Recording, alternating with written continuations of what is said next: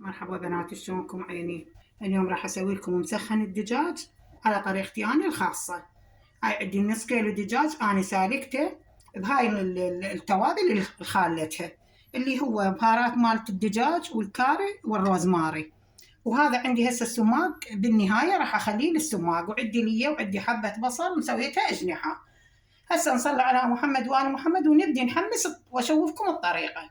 بنات انا هسه خليت اللي راح احمسها وارجع لكم.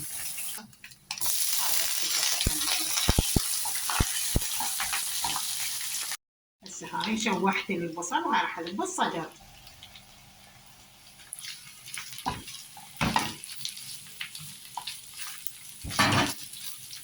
راح اذبح همين السماق، كيف الواحد قد ما ترشون رشوا، انا ما اخلي هوايه.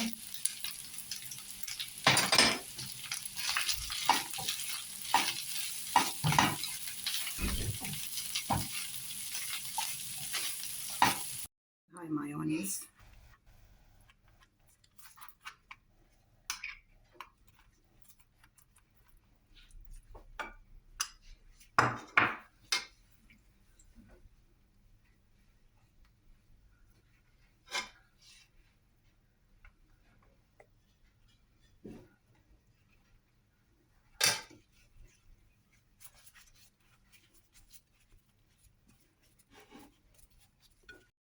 حبايب قلبي الشكل النهائي مالتها أنا كبستها بالكابسة.